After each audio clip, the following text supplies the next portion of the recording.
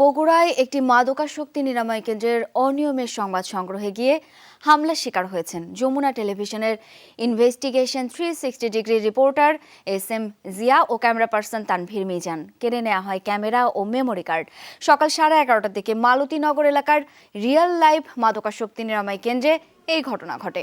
হামলার শিকার সাংবাদিকরা জানান, অনুমতি নিয়েই মাদকাসক্তি নিরাময় কেন্দ্রটিতে যান তারা, কিন্তু ভেতরে ঢোকার পর অতর্কিত হামলা চালায় কেন্দ্রের পরিচালক সহ অন্তত 15 জন। সেখানে ঘণ্টা খানেক আটকে রাখা হয় রিপোর্টার SM জিয়া ও ক্যামেরা পার্সন তানভীর মিজানকে। কেড়ে নেওয়া হয় ক্যামেরা ও মেমোরি কার্ড।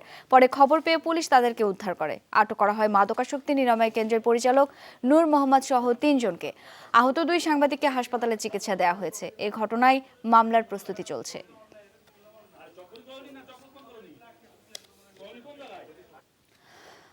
আমরা এই বিষয়ে জানতে কথা বলছি সহকর্মী মেহেরুল সুজনের সাথে। সুজন, সাংবাদিকদের উপর হামলার ঘটনায় কি মামলা হয়েছে? এই ঘটনার সবশেষ কি পরিস্থিতি আমাদেরকে একটু জানাবেন?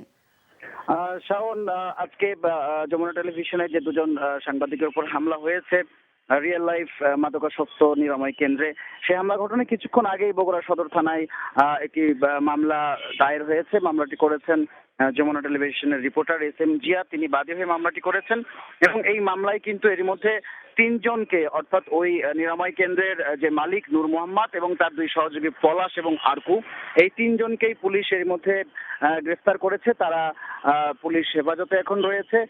এর বাইরে কিন্তু এখন পর্যন্ত আরো যে 8-10 জন এই 2 জন সংবাদকর্মীর উপরে হামলা চালিয়েছিল তাদেরকে এখনো পুলিশ আটক করতে পারেনি। পাশাপাশি ক্যামেরাটি, যেটি যমুনা টেলিভিশনের ক্যামেরা তাদের সঙ্গে ছিল, সেটি উদ্ধার করা গেলেও এখন পর্যন্ত যে ভিডিও টেপ দুটি, সেই ভিডিও টেপ দুটির কোনোটি এখন পর্যন্ত পুলিশ উদ্ধার করতে পারেনি। আর আমাদের যে 2 জন সহকর্মী ছিলেন SM জিয়া এবং তানভীর মিজান, তারা বগুড়া মোহাম্মদ আলী হাসপাতালে চিকিৎসা নিয়েছেন। এই মুহূর্তে তারা কিছুটা বিশ্রামে রয়েছেন আর কি। আর পুলিশ কর্মকর্তা যেটি বলছেন যে তারা বাকি যারা আসামি রয়েছে, যারা এই ঘটনার সময় এই হামলা চালিয়েছে সাংবাদিকদের উপরে, তাদেরকে এবং এর পাশাপাশি যে ভিডিও টেপ দুটি রয়েছে সেই ভিডিও টেপ দুটি উদ্ধারের চেষ্টা তারা চালাচ্ছে। শাওন। সুজন, ধন্যবাদ আপনাকে আমাদের সঙ্গে যুক্ত হওয়ার জন্য।